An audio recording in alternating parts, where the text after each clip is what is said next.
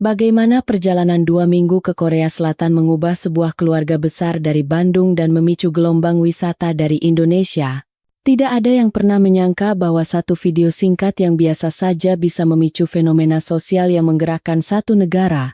Saat ini, sebuah kejadian yang belum pernah terjadi sebelumnya sedang berlangsung di Indonesia. Pemicunya adalah sebuah keluarga besar dari Bandung yang melakukan perjalanan ke Korea Selatan. Apa yang mereka saksikan di sana adalah pemandangan yang bagi orang Korea mungkin sudah biasa. Tetapi bagi kami orang Indonesia, itu adalah sesuatu yang luar biasa. Toko serba ada yang buka hingga larut malam, jalanan yang sepi dan aman, serta keramah tamahan yang hangat. Semua itu menjungkir balikan nilai-nilai yang mereka anut selama ini. Apa yang mereka katakan sambil berlinang air mata setelah kembali, dan mengapa perjalanan mereka menjadi pemicu bagi banyak keluarga berada di seluruh dunia untuk berbondong-bondong datang ke Korea Selatan. Inilah kisah ajaib selama 2 minggu yang membuat bandara penuh sesak dan bahkan mengubah ikatan keluarga 3 generasi. Kami akan menceritakan kisah lengkap yang mengejutkan ini tanpa ada yang ditutup-tutupi. Sebuah keluarga besar berjumlah 20 orang dari Bandung tiba di Korea Selatan. Orang-orang dari seluruh penjuru Indonesia pun berdatangan, membuat bandara penuh sesak. Inilah pengakuan mengejutkan dari seorang menantu perempuan asal Bandung. Semuanya, saat ini Bandara Internasional Soekarno-Hatta sedang gempar luar biasa. Ibu, orang-orang sebanyak itu mau pergi kemana? Katanya mereka mau ke Korea Selatan. Begitu banyak orang pergi serempak? Betul sekali. Sebuah keluarga besar dari Bandung, berjumlah 20 orang, naik pesawat menuju Korea Selatan secara bersamaan. Perjalanan yang belum pernah terjadi sebelumnya ini, melibatkan 3 generasi dari kakek hingga cucu remaja, kini mengguncang seluruh Indonesia. Yang lebih mengejutkan adalah apa yang terjadi setelahnya. Setelah mereka kembali, supermarket yang menjual produk impor Korea di Bandung mulai dipenuhi antrean warga lokal. Dan di loket imigrasi Bandara Incheon, puluhan ribu orang dari Asia Tenggara, terutama Indonesia, membanjir setiap hari. Akhirnya, jumlah kedatangan harian di bandara tersebut melampaui 200.000 orang, memecahkan rekor tertinggi sepanjang masa. Apa yang sebenarnya terjadi pada keluarga beranggotakan 20 orang ini? Bagaimana perjalanan 2 minggu ke Korea Selatan bisa mengubah seluruh keluarga dan memicu demam Korea di kalangan keluarga berada di seluruh dunia? Kami akan menceritakan kisah luar biasa ini sekarang. Tokoh utama episode hari ini adalah Dewi, seorang menantu perempuan berusia 35 tahun dari Bandung, Indonesia. Sebelum masuk ke cerita utama, jika Anda bisa memberikan suka dan berlangganan saluran ini, itu akan menjadi dorongan besar bagi kami untuk terus menyajikan kisah-kisah inspiratif. Halo, saya Dewi. Tinggal di Bandung, Indonesia. Tahun ini saya berusia 35 tahun dan sudah menikah selama 8 tahun. Saya menjalani kehidupan sebagai seorang karyawati biasa sambil membesarkan suami dan 2 orang anak. Sore itu tidak ada bedanya dengan hari-hari lain. Setelah pulang kerja, saya duduk di sofa dan melihat-lihat ponsel. Saya tidak sedang mencari sesuatu yang spesifik, hanya melihat video-video pendek yang muncul secara otomatis. Tiba-tiba, mata saya terpaku pada satu video. Itu adalah pemandangan malam hari di sebuah kota bernama Seoul. Dalam video itu, seorang perempuan sedang jogging sendirian pada pukul 12 malam. Ia berlari dengan santai sambil mengenakan earphone. Jalanan terang benderang dan orang-orang beraktivitas dengan wajar. Awalnya saya tidak percaya. Bahkan di Bandung, tidak disarankan untuk berjalan sendirian di luar setelah jam 11 malam. Orang tua saya selalu menasihati untuk berhati-hati. Saya sendiri selalu dijemput suami atau menggunakan taksi online jika pulang larut malam. Saya memutar ulang video itu beberapa kali. Sepertinya itu bukan video editan. Ketika saya membaca komentar, banyak yang menyebutkan bahwa toko serba ada atau Pyeonwi Jeom di sana buka bahkan sampai dini hari dan menjual makanan hangat. Ada juga yang mengatakan bahwa toko 24 jam ada di mana-mana dan bisa memesan makanan kapan saja. Saya menunjukkan video itu kepada suami saya. Reaksinya adalah keheranan yang luar biasa. Lalu, saya mengirimkannya ke grup chat keluarga besar suami saya. Hubungan kami dengan keluarga suami cukup dekat. Mulai dari ayah dan ibu mertua, hingga keluarga kakak ipar dan adik ipar, totalnya lebih dari 20 orang. Kami sering berkumpul saat hari libur atau akhir pekan. Jadi grup chat keluarga selalu ramai. Begitu saya mengirim video itu, respons langsung berdatangan. Keponakan saya yang berusia 16 tahun, Dika, bertanya lebih dulu. Dia penggemar berat K-pop dan drama Korea. Dia penasaran apakah di sana benar-benar seaman itu. Saya menjawab bahwa saya juga tidak tahu pasti. Beberapa hari kemudian, kami berkumpul di rumah mertua. Awalnya, acara itu untuk mempersiapkan ulang tahun ayah mertua saya, Pak Hartono. Tetapi pembicaraan secara alami beralih ke Korea Selatan. Ibu mertua saya, Ibu Hartini, tampak berhati-hati. Beliau memiliki pandangan bahwa negara-negara Asia Timur lainnya masih berkembang dan mungkin tidak aman. Beliau khawatir akan bahayanya. Namun, reaksi generasi muda berbeda. Para keponakan saya suka mendengarkan musik K-pop. Adik ipar saya menggunakan perangkat elektronik merek Korea. Dan kakak ipar saya sering membeli kosmetik Korea secara online. Ternyata, Korea Selatan lebih dekat dengan kehidupan kami daripada yang kami duga. Saat itulah Pak Hartono angkat bicara. Beliau mengatakan bahwa biaya hidup dan perjalanan di Eropa belakangan ini sangat mahal. Bahkan berlibur di dalam negeri pun biayanya tidak sedikit. Adik ipar saya iseng mencari harga tiket pesawat di internet, dan hasilnya mengejutkan. Harga tiket pesawat ke Korea Selatan tidak jauh berbeda dengan pergi ke Spanyol atau Italia. Ketika kami memeriksa biaya akomodasi dan makan, kami semakin terkejut. Harga hotel di Seoul lebih murah daripada di Paris atau Roma. Harga makanan di restoran juga sangat masuk akal. Biaya transportasi publik bahkan hanya sekitar setengah dari biaya di Eropa. Ibu Hartini dengan hati-hati mengusulkan, bagaimana kalau kita semua pergi bersama? Sudah lama sekali keluarga kami tidak berlibur bersama. Sejak para keponakan masih kecil, kami semua sibuk dengan urusan masing-masing dan jarang punya kesempatan berkumpul. Tentu saja, memberangkatkan 20 orang sekaligus bukanlah hal yang mudah. Menyesuaikan jadwal menjadi masalah, dan memesan 20 tiket pesawat juga merepotkan. Namun, seluruh keluarga sangat antusias. Masing-masing dari kami menyesuaikan jadwal cuti dan meminta izin tidak masuk sekolah untuk menyamakan jadwal.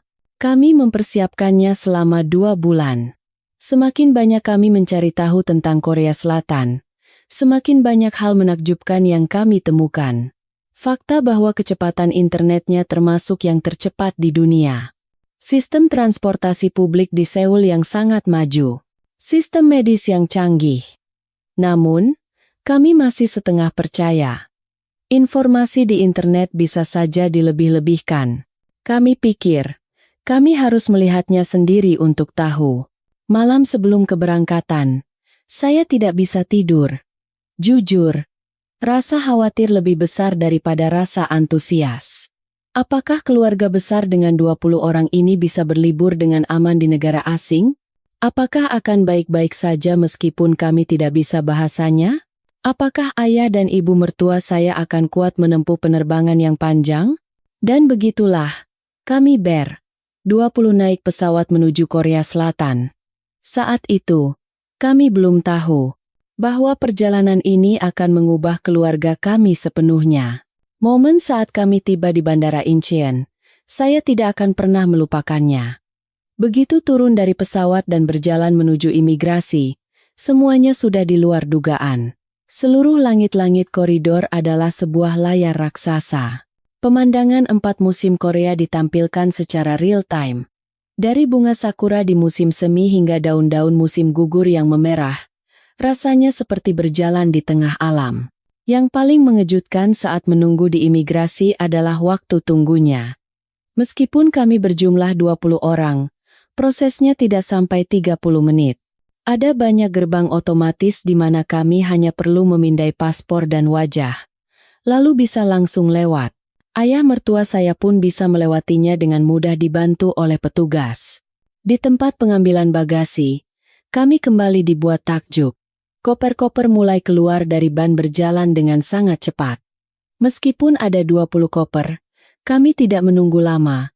Sungguh ajaib betapa efisiennya sistem bandara ini. Dari bandara ke hotel, kami menggunakan kereta. Turun ke lantai bawah, kami disambut oleh peron yang bersih, dan kereta pun segera tiba. Jarak antar kereta tidak sampai 10 menit. Di dalam kereta, kami semakin terkejut.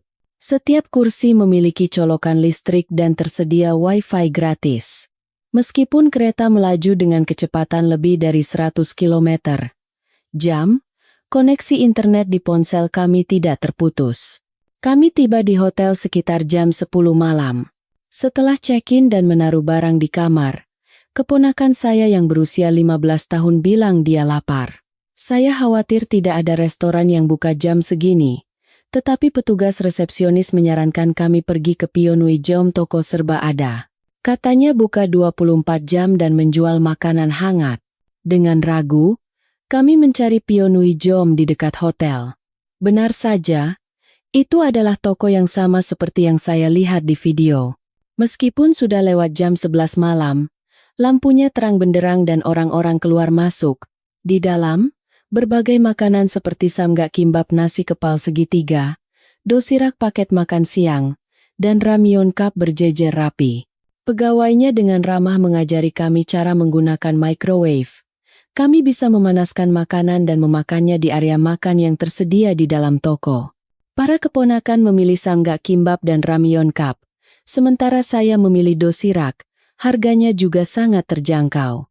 Satu item harganya sekitar 1.000 hingga 3.000 won, yang jika dirupiahkan tidak sampai 30.000. Rasanya membuat kami lebih terkejut lagi. Kualitasnya terlalu bagus untuk ukuran makanan toko serba ada. Nasinya hangat seperti baru dimasak dan lauknya segar. Para keponakan tidak henti-hentinya berkata enak sambil mengacungkan jempol. Ibu mertua saya juga berkomentar bahwa rasanya ringan dan pas di lidah. Setelah keluar dari toko, kami melihat sekeliling. Waktu sudah hampir menunjukkan pukul 12 malam, tetapi jalanan masih ramai oleh orang-orang. Ada yang jogging, bersepeda, dan pasangan kekasih yang berjalan-jalan santai. Lampu jalan sangat terang, dan kamera CCTV yang terpasang di mana-mana memberikan rasa aman. Para keponakan ingin berjalan-jalan sedikit lagi. Ibu mertua saya tampak khawatir, tetapi saya teringat kata-kata petugas resepsionis yang menjamin bahwa daerah ini sangat aman. Akhirnya, kami memutuskan untuk berjalan-jalan di sekitar hotel selama 30 menit. Itu adalah pengalaman yang luar biasa.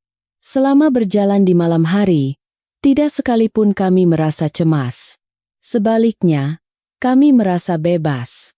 Pemandangan yang tak terbayangkan di Bandung. Di taman, orang-orang duduk santai di bangku, dan di depan toko serba ada, anak-anak muda mengobrol sambil minum. Saat kembali ke hotel, kami semua memikirkan hal yang sama. Korea Selatan benar-benar negara yang berbeda. Hari pertama saja sudah melampaui ekspektasi kami. Keesokan paginya, saya bangun lebih awal. Karena jet lag, saya terbangun jam 5 pagi. Ketika saya melihat keluar jendela, jalanan sudah mulai ramai. Orang-orang yang berolahraga dan berangkat kerja menandakan kota itu telah terbangun. Hari itu, kami berencana untuk berkeliling kota menggunakan kereta bawah tanah. Untuk 20 orang, menggunakan kereta bawah tanah lebih efisien daripada naik beberapa taksi. Kami berjalan kaki ke stasiun terdekat dari hotel, dan sangat mudah menemukan pintu masuknya. Papan petunjuk besar terpasang di mana-mana. Begitu masuk ke stasiun, kami langsung terkejut, jauh lebih bersih dari yang kami bayangkan. Lantainya berkilauan dan dindingnya bersih. Yang terpenting, tidak ada bau tidak sedap sama sekali. Bau khas stasiun kereta bawah tanah tua di banyak negara tidak ada di sini. Membeli kartu transportasi T-Money juga mudah. Ada banyak mesin penjual otomatis, dan kami bisa membelinya dengan mudah mengikuti petunjuk di layar. Kami mengisi saldo untuk 20 orang sekaligus, dan mesin memprosesnya dengan cepat. Turun ke peron, ada pintu pengaman peron, platform screen doors. Itu adalah perangkat untuk keselamatan. Papan informasi elektronik menunjukkan dengan akurat kapan kereta berikutnya akan tiba. Tertulis tiba dalam 2 menit 30 detik, dan kereta benar-benar datang tepat pada waktunya. Di dalam kereta juga menakjubkan. Tata letak kursinya efisien, dan pegangan tangan hand, grips, dipasang di berbagai ketinggian sehingga nyaman bagi anak-anak hingga orang dewasa. Ada kursi prioritas yang dikhususkan, dan sebagian besar penumpang membiarkannya kosong. Ketika ibu mertua saya hendak duduk, seorang anak muda segera menawarkan tempat duduknya. Internet juga berfungsi dengan baik di dalam kereta bawah tanah. Para keponakan asyik melihat ponsel mereka. Heran karena koneksi tetap lancar meskipun berada jauh di bawah tanah. Di banyak negara, internet di kereta bawah tanah adalah hal yang mustahil. Kami tiba di sebuah tempat bernama Myeongdong. Katanya tempat itu terkenal untuk berbelanja dan kuliner. Begitu keluar dari stasiun, suasana yang hidup langsung terasa. Karena akhir pekan, tempat itu ramai, tetapi tidak terasa kacau, melainkan penuh energi. Saat berjalan-jalan, kami berhenti di depan sebuah restoran Korea. Menu dengan foto-foto besar terpampang, lengkap dengan penjelasan bahasa Inggris. Mata saya tertuju pada hidangan bernama bibimbap, nasi yang disajikan dengan aneka sayuran, daging, dan telur. Tampak sehat dan lezat. Kami masuk ke restoran. Dengan 20 orang yang masuk sekaligus, staf tampak sedikit terkejut, tetapi mereka dengan sigap menyiapkan tempat untuk kami. Mereka menyatukan beberapa meja agar kami semua bisa duduk bersama. Pemesanan dilakukan melalui tablet. Setiap menu disertai foto dan penjelasan, membuatnya mudah untuk dipilih. Ketika makanan datang, kami semua berdecak kagum. Warnanya sangat indah. Sayuran berwarna merah, kuning, dan hijau disajikan dengan harmonis. Rasanya juga luar biasa. Sup yang disebut doenjang jigae sangat berkesan. Ibu mertua saya sangat puas, mengatakan bahwa sayurannya segar dan lezat. Selama makan, seorang pelayan mendekat dan memberikan kami teh barli hangat secara gratis. Katanya sebagai ucapan terima kasih karena banyak turis asing yang datang. Perhatian hangat itu membuat kami senang. Saat membayar, kami kembali terkejut. Meskipun 20 orang makan sampai kenyang, total tagihannya lebih murah dari yang kami perkirakan. Rata-rata per orang sekitar 10.000 won, atau sekitar 120.000 rupiah. Setelah makan, kami berjalan-jalan lagi. Ada banyak toko kosmetik di mana-mana, dan kakak ipar saya tampak tertarik. Saat masuk ke salah satu toko, pelayan menjelaskan dengan bahasa Inggris. Mereka juga memberikan sampel agar kami bisa mencobanya. Harganya masuk akal dan kualitasnya tampak bagus. Saat berjalan, kami melewati sebuah restoran. Dari balik jendela kaca, kami bisa melihat ke dalam. Sebuah keluarga besar Korea sedang makan. Seorang ibu yang tampaknya berusia 60 kerapaan dan seorang menantu perempuan berusia 30 kerapaan duduk berdampingan sambil melihat menu bersama. Saya mengamati pemandangan itu sejenak. Itu adalah pemandangan yang jarang terlihat di Bandung. Di tempat kami, ibu mertua dan menantu perempuan tidak sering pergi keluar bersama. Bahkan dalam pertemuan keluarga, ada semacam ruang pribadi masing-masing. Tetapi di sini, sepertinya batasan itu tidak ada. Ketika kami mampir ke sebuah department store, saya melihat pemandangan serupa. Di konter kosmetik, seorang wanita tua dan seorang wanita muda sedang mencoba produk bersama. Ketika saya bertanya kepada pelayan, katanya mereka adalah ibu mertua dan menantu. Mereka datang untuk berbelanja bersama. Saya berbisik kepada suami saya. Suasananya berbeda sekali ya dengan kita. Suami saya mengangguk.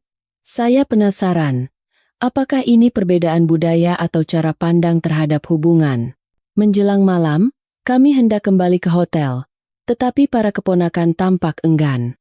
Wajah mereka menunjukkan bahwa mereka ingin melihat-lihat lebih lama. Sehari terasa sangat singkat. Pada hari ketiga sore hari, kami berjalan-jalan di sebuah taman kecil dekat hotel. Ayah mertua saya berjalan perlahan sambil melihat sekeliling. Taman itu terawat dengan baik. Orang-orang duduk santai di bangku, dan anak-anak berlarian. Saat kami sedang beristirahat di bangku, seorang nenek mendekati kami. Beliau berbicara dalam bahasa Korea, tetapi kami bisa berkomunikasi menggunakan aplikasi penerjemah. Beliau bertanya dari mana kami berasal, dan saya menjawab dari Indonesia. Beliau tersenyum senang dan menggenggam tangan saya. Dari sakunya, beliau mengeluarkan permen dan membagikannya kepada para keponakan. Kami mengobrol sejenak dengan nenek itu. Beliau bertanya berapa cucu kami, apakah keluarga sehat, dan bagaimana perjalanan kami. Meskipun percakapan melalui aplikasi penerjemah agak lambat, kehangatan hatinya tersampaikan dengan baik. Saat berpisah, nenek itu melambaikan tangan sambil berkata, "Datang lagi ya." Kasih sayang tanpa pamrih itu terasa hangat.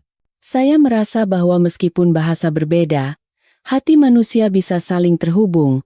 Kami berpindah dari Seoul ke sebuah kota bernama Jeonju. Kami dengar tempat itu terkenal dengan suasana kota tuanya. Perjalanan dengan kereta cepat KTX memakan waktu sekitar 2 jam, dan pemandangan di luar jendela sangat indah. Begitu keluar dari kota, sawah dan pegunungan terhampar luas. Setibanya di Jeonju, rasanya waktu berhenti. Rumah-rumah tradisional beratap genteng, hanok berjejer di sepanjang ganggang sempit. Sungguh ajaib ada ruang seperti ini di antara gedung-gedung modern. Meskipun rumah-rumahnya tua, semuanya terawat dengan baik. Tempat kami menginap adalah sebuah penginapan yang merupakan rumah tradisional yang direnovasi. Begitu membuka gerbang, sebuah taman yang asri menyambut kami, dan kamar-kamar terletak di belakangnya. Teras kayu maru masih menyisakan jejak waktu. Seorang nenek pemilik penginapan menyambut kami. Wanita berusia 70 kerapan itu menyambut kami dengan senyum cerah. Beliau menyajikan teh buatan sendiri dan mempersilakan kami beristirahat. Meskipun bahasa Inggrisnya terbatas, kehangatan hatinya melampaui kata-kata. Masuk ke kamar. Keluarga kami merasakan pengalaman pertama di kamar dengan lantai berpemanas. Ondol. Gaya hidup duduk di lantai terasa unik. Adik ipar saya berbaring di lantai dan berdecak kagum. Katanya, dia sering sakit pinggang, tetapi lantai yang keras namun hangat ini sepertinya bagus untuknya. Malam harinya, kasur lipat Yu digelar. Masuk ke dalam selimut tebal dan empuk terasa sangat hangat. Kami berkumpul duduk di taman. Udara sore musim gugur terasa sejuk, dan bintang-bintang berkelip di langit. Langit malam yang jernih, yang tidak bisa kami lihat di kota. Saat itu, beberapa anak muda keluar dari kamar sebelah. Mereka adalah mahasiswa berusia 20 kerapkaan. Mereka adalah anak muda Korea yang datang untuk merasakan pengalaman menginap di Hanok. Pemilik penginapan memperkenalkan mereka kepada kami. Percakapan pun dimulai secara alami. Seorang mahasiswa bertanya dalam bahasa Inggris, "Bagaimana Korea? Apakah perjalanannya menyenangkan?"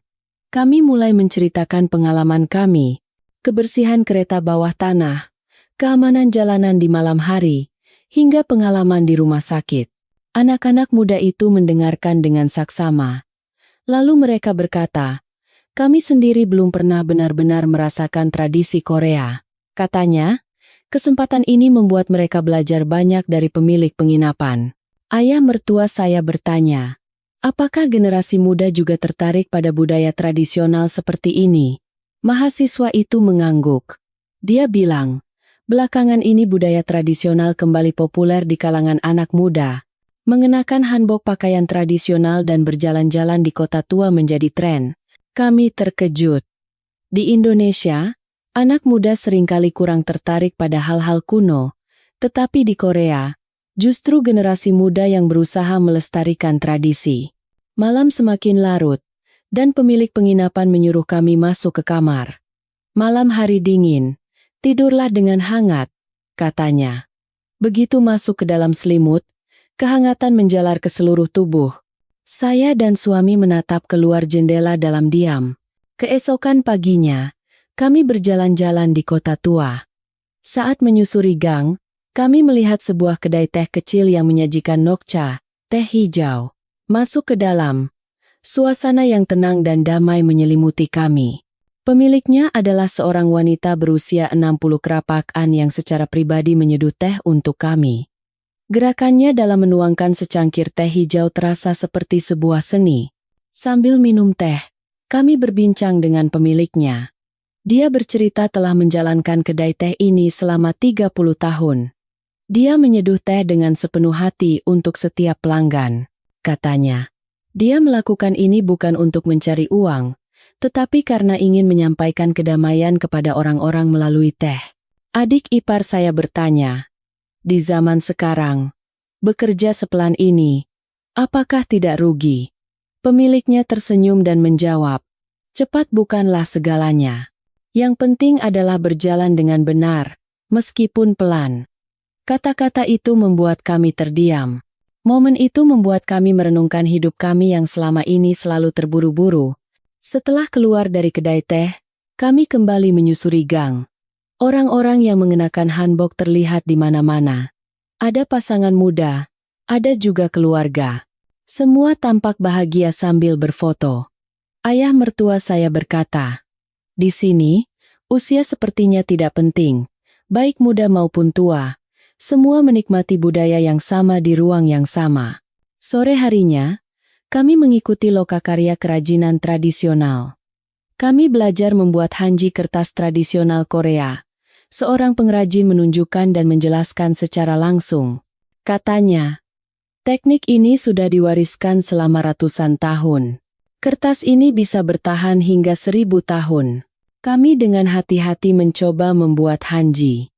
Ada yang tangannya gemetar, tetapi pengrajin itu dengan sabar membantu kami.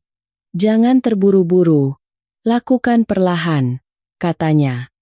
Sesuatu yang dibuat dengan tergesa-gesa akan cepat rusak. Kakak ipar saya terharu memegang hanji yang sudah jadi, katanya. Dia belum pernah membuat sesuatu yang begitu berharga dengan tangannya sendiri.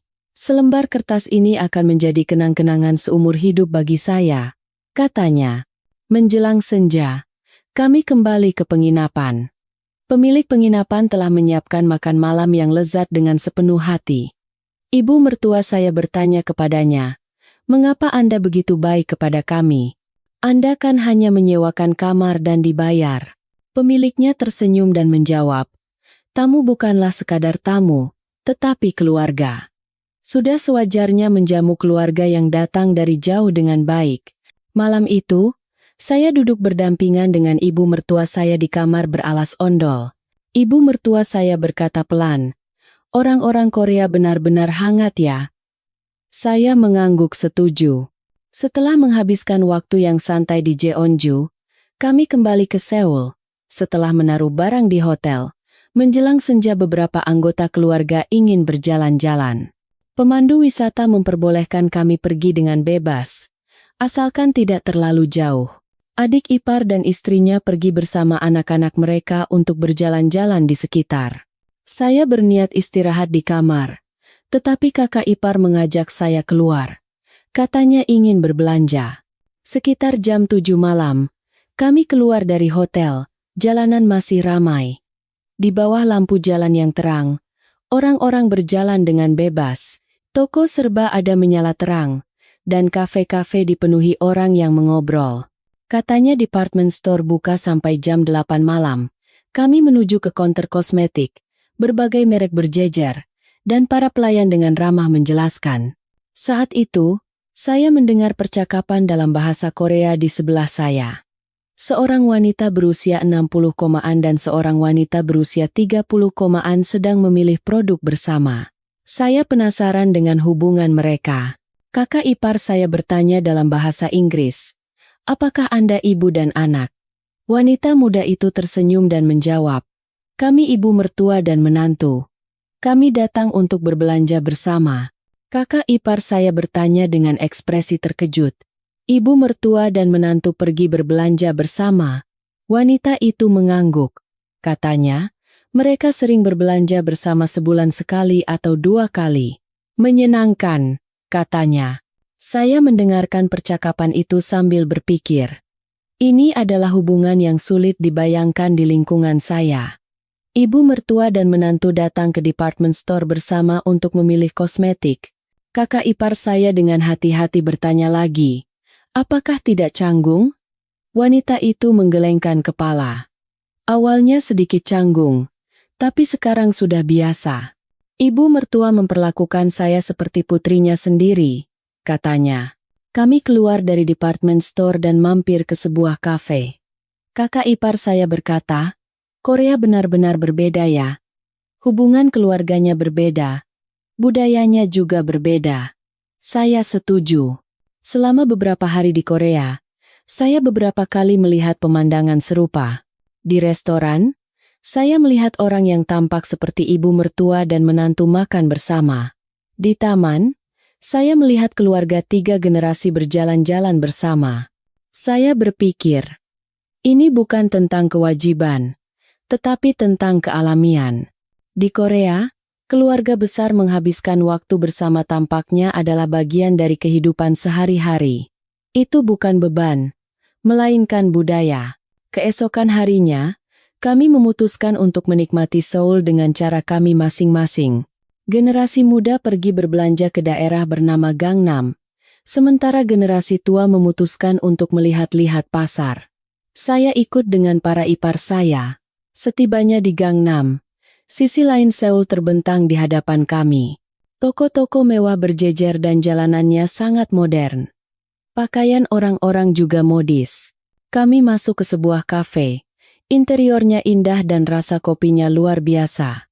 Sambil duduk di dekat jendela dan memandangi jalan, sekelompok orang menarik perhatian saya. 3 orang wanita dengan usia yang berbeda. Yang paling tua tampak sekitar 60 komaan, yang tengah 40 komaan, dan yang paling muda 20 komaan.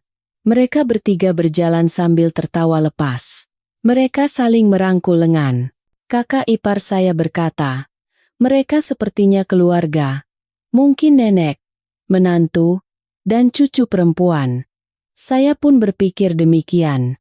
Sore harinya, kami mencoba pergi ke sebuah tempat bernama PC Bank Cafe Internet.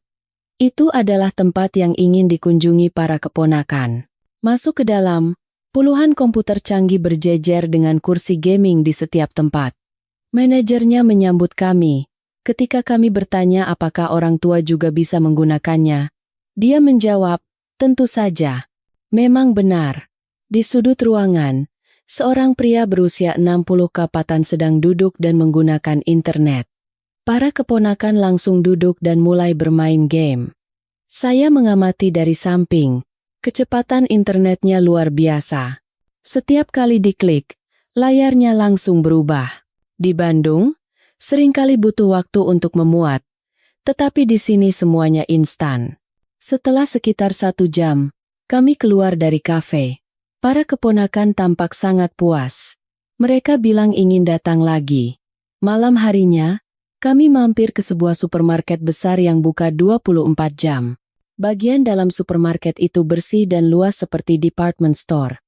Di bagian makanan, ada pojok makanan siap saji. Gimbap yang baru dibuat, twigim gorengan, dan sate ayam berjejer. Kakak ipar saya membeli tteokbokki kue beras pedas dan mencobanya. Panas tapi enak, katanya. Saya juga mencicipi sedikit. Rasanya unik. Manis dan gurih dari sausnya sangat terasa. Di kasir, pelayannya sangat ramah. Barang-barang berat dimasukkan langsung ke dalam kantong, dan mereka memisahkannya agar mudah kami bawa. Setelah keluar dari supermarket, kakak ipar saya berkata, di Korea, semuanya begitu nyaman. Sepertinya ini negara di mana siapapun, tua atau muda, bisa hidup tanpa kesulitan. Dalam perjalanan kembali ke hotel, saya berpikir, apa yang Korea tunjukkan kepada kami bukan hanya fasilitas atau teknologi. Itu adalah hati yang peduli pada sesama. Budaya di mana semua generasi hidup harmonis bersama. Sekitar seminggu berlalu, mulai ada perubahan di akun media sosial saya. Foto dan video yang saya unggah di sela-sela perjalanan mulai dibanjiri komentar. Awalnya hanya reaksi dari teman-teman. Pertanyaan seperti, apakah Korea benar-benar seindah itu? Zaman itu, minat dari kenalan di Bandung semakin besar. Ketika saya mengunggah foto makanan dari toko serba ada, reaksinya sangat heboh. Banyak komentar yang tidak percaya bahwa ada begitu banyak pilihan makanan pada jam 12 malam. Video kereta bawah tanah juga sama. Reaksinya adalah keheranan bahwa ada kereta bawah tanah yang begitu bersih dan tepat waktu. Seorang teman mengirim pesan bahwa dia baru saja pergi ke supermarket Korea di Bandung. Katanya, dia jadi ingin makan masakan Korea setelah melihat postingan saya. Perjalanan kami mendekati akhir. 2 hari terakhir kami habiskan di Seoul. Pemandu wisata mengatakan telah menyiapkan tempat khusus, Pasar Gwangjang. Dia menjelaskan itu adalah salah satu pasar paling hidup di Korea. Setibanya di pasar, energi yang luar biasa menyambut kami. Aroma makanan yang memenuhi gang sempit. Tawa riang para pedagang. Semuanya adalah ruang yang hidup. Orang-orang mengantre di depan wajan tempat Binda Eteok panekuk kacang hijau dibuat. Kami pun ikut mengantre. Melihat Binda Eteok yang digoreng di atas wajan, kami semua penuh antisipasi. Giliran kami tiba, dan kami menerima Binda Eteok yang masih panas. Begitu digigit, rasa gurih memenuhi mulut. Ayah mertua saya berdecak kagum. Baru pertama kali merasakan rasa seperti ini, katanya. Berikutnya adalah toko camilan pedas dan keripik rasa wasabi.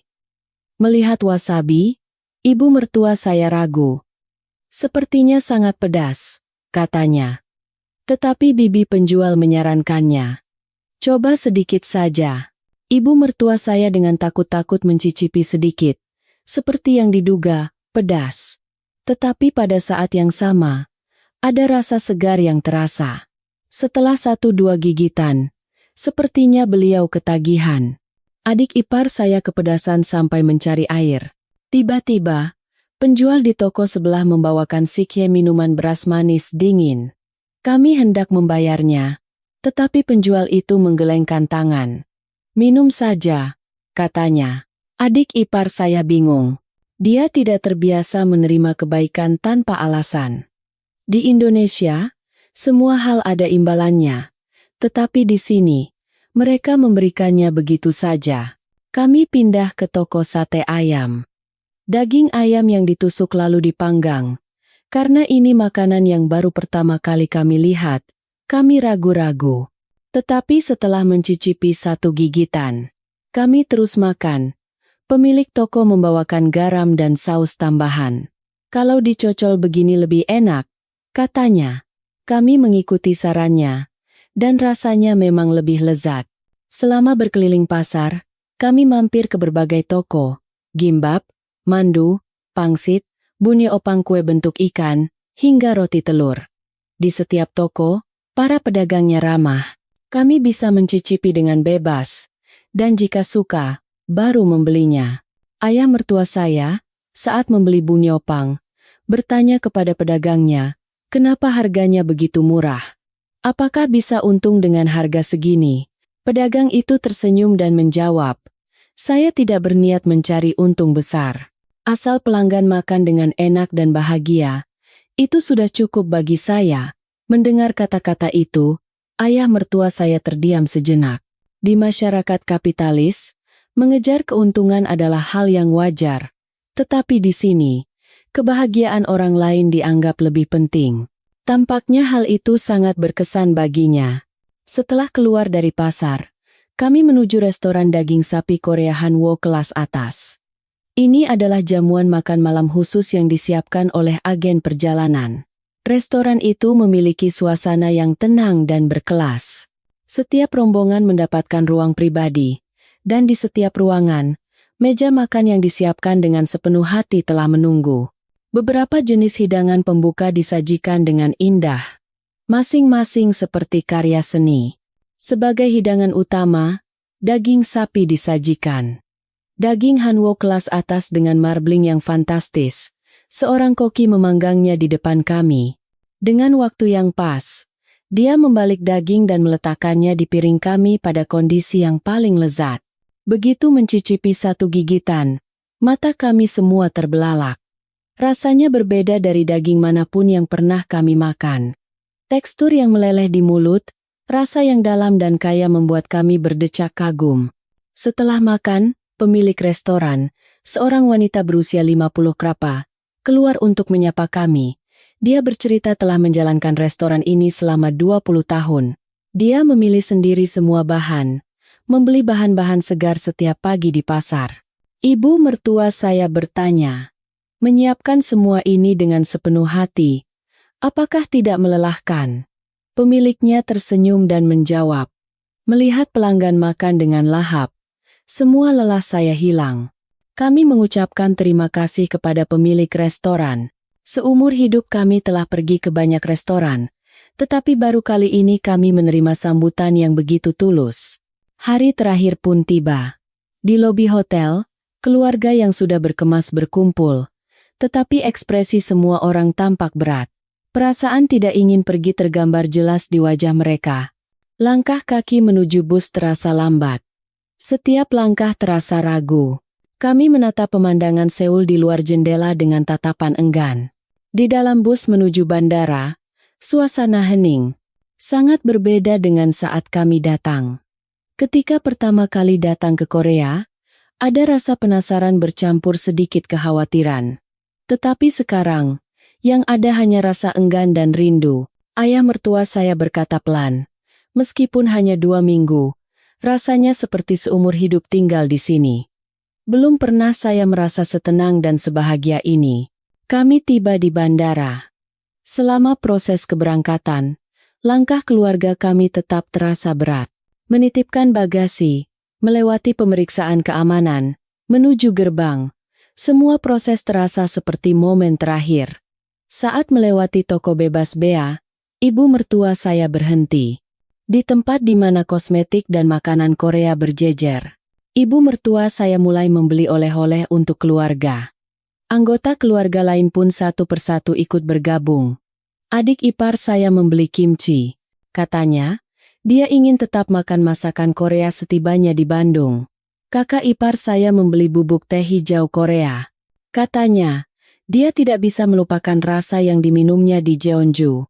Sambil menunggu boarding di depan gerbang, saya menatap satu persatu anggota keluarga. Ekspresi mereka benar-benar berbeda dari saat kami tiba 2 minggu lalu. Ada perubahan di wajah semua orang. Waktu boarding tiba. Kami satu persatu mulai melewati gerbang. Tetapi di depan gerbang, keponakan saya yang berusia 15 tahun berhenti. Dia tidak bisa melangkahkan kakinya. Seorang petugas mendekat dan bertanya, "Apakah Anda baik-baik saja?" Keponakan saya menggelengkan kepala. Lalu dia berkata, "Saya tidak mau pulang." Keponakan yang lain pun merasakan hal yang sama. Akhirnya, kami semua naik pesawat. Tetapi, tidak ada satupun yang menunjukkan ekspresi gembira. Kami terus menatap bandara Korea di luar jendela sampai akhir. Pesawat lepas landas. Tanah Korea semakin menjauh. Keluarga kami terus menatap keluar jendela. Ibu mertua saya diam-diam menyeka air mata. Keesokan harinya setelah tiba di Bandung, perubahan dimulai. Teman-teman mulai menghubungi saya. Telepon dan pesan yang menanyakan tentang perjalanan ke Korea membanjir. Di tempat kerja juga sama. Rekan-rekan kerja setiap istirahat makan siang meminta saya bercerita tentang Korea. Mereka berdecak kagum melihat foto-foto. Beberapa bahkan mengatakan sudah memesan tiket pesawat. Ketika saya mampir ke supermarket Korea di dekat rumah, saya terkejut. Jumlah orang Indonesia terlihat meningkat tajam. Dulu, tempat itu kebanyakan dikunjungi oleh orang Korea yang tinggal di sini, tetapi sekarang pelanggan lokal lebih banyak. Pemiliknya menyapa dengan gembira sambil berkata bisnisnya berjalan lancar. Sekitar sebulan berlalu, grup chat keluarga kembali aktif. Para keponakan mulai menonton drama Korea. Dan adik ipar saya bilang dia mencari berita tentang Korea. Ibu mertua saya rupanya membeli buku resep masakan Korea. Katanya, beliau mencoba membuat gimbap di rumah dan rasanya enak. Saya mulai belajar bahasa Korea. Saya mendaftar kursus online dan belajar sedikit demi sedikit setiap hari. Saya sudah hafal beberapa sapaan dan kalimat dasar. Saya ingin bisa memesan dalam bahasa Korea saat pergi lagi nanti. Pengikut media sosial saya juga bertambah banyak. Orang-orang yang tertarik dengan perjalanan ke Korea terus mengirim pesan. Sebagian besar meminta saran. Kemana harus pergi? Apa yang harus dimakan? Bagaimana persiapannya? Sekitar 3 bulan berlalu, kami kembali berkumpul. Kali ini untuk merencanakan perjalanan ke Korea lagi secara lebih konkret. Mungkin tidak bisa 20 orang, tetapi sekitar 10 orang sepertinya bisa. Ibu mertua saya yang pertama kali mengusulkan, bagaimana kalau kita pergi lagi musim semi nanti? Katanya bunga sakura sangat indah. Semua setuju. Kalau dipikir-pikir sekarang, perjalanan 2 minggu itu benar-benar mengubah keluarga kami. Sebelum pergi ke Korea, kami adalah keluarga Indonesia biasa. Kami melihat dunia dari sudut pandang yang berpusat pada budaya kami atau Barat. Tetapi di Korea, kami belajar. Apa artinya negara maju yang sesungguhnya?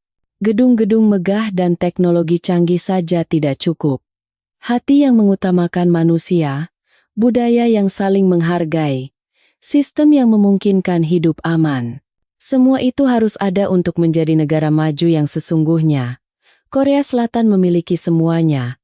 Keamanan yang memungkinkan jogging sendirian jam 12 malam. Kenyamanan di mana makanan hangat bisa didapat kapan saja 24 jam. Ambulans yang tiba dalam 5 menit saat darurat. Biaya medis yang wajar. Transportasi publik yang bersih.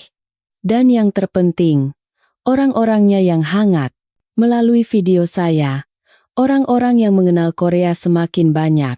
Tidak hanya di Indonesia, tetapi di seluruh Asia Tenggara, minat terhadap Korea meningkat. Berita pun mulai meliput tentang Korea, terutama reaksi dari para pensiunan sangat antusias. Banyak yang ingin menghabiskan masa tua di negara yang aman dengan sistem medis yang baik. Beberapa kenalan saya bahkan sedang mencari tahu tentang tinggal jangka panjang di Korea. Hubungan saya dengan ibu mertua juga sedikit berubah. Sebelum perjalanan, kami menjaga jarak yang wajar. Saling menghormati, tetapi tidak dekat. Tetapi setelah menghabiskan 2 minggu bersama di Korea, kami perlahan-lahan menjadi lebih dekat. Momen saat menunggu ayah mertua di rumah sakit, malam saat duduk bersama di kamar ondol di penginapan Jeonju, sore saat makan camilan bersama di pasar. Momen-momen seperti itu sedikit demi sedikit meruntuhkan dinding di antara kami. Sekarang, ibu mertua sesekali menghubungi saya. Meminta rekomendasi drama Korea, atau menanyakan resep masakan Korea. Saya pun membalasnya dengan santai. Bukan karena kewajiban, tetapi karena perhatian yang tulus. Suami saya juga berubah. Sebelum ke Korea, dia tidak terlalu tertarik pada Asia Timur. Tetapi sekarang, dia memeriksa berita tentang Korea dan mempelajari perusahaan-perusahaan Korea. Katanya, dia juga merekomendasikan perjalanan ke Korea kepada rekan-rekan kerjanya. Anak-anak saya juga sama. Mereka bilang ingin punya teman orang Korea. Ingin belajar bahasa Korea. Katanya, kalau sudah besar nanti, mereka ingin mencoba tinggal di Korea. Sungguh ajaib bagaimana perjalanan satu keluarga bisa mengubah begitu banyak hal. Kami menceritakan apa yang kami alami di Korea kepada orang-orang di sekitar kami, dan orang-orang yang mendengar cerita itu kemudian mengunjungi Korea, dan begitulah reaksi berantai terjadi. Saat ini pun, di Bandara Korea, orang-orang dari Asia Tenggara seperti kami pasti sedang berdatangan. Mereka juga pasti akan terkejut, terharu, dan mengalami perubahan seperti kami. Ketika pertama kali melihat video itu, saya belum tahu bahwa perjalanan yang dimulai dari rasa penasaran sederhana akan mengubah hidup kami. Saya tidak pernah membayangkan bahwa perjalanan 2 minggu bersama 20 orang keluarga besar akan memiliki arti sebesar ini. Korea Selatan sekarang bukan lagi sekadar tujuan wisata bagi kami. Itu adalah tempat kami belajar, tempat keluarga kami menjadi satu, dan tempat yang memberi kami sudut pandang baru. tempat yang suatu hari nanti akan kami kunjungi lagi, dan mungkin tempat yang ingin kami tinggali lebih lama. Semua itu berawal dari satu video pendek. Video seorang wanita yang jogging di jalanan Seoul pada malam hari. Itu mengubah kehidupan 20 orang di keluarga kami.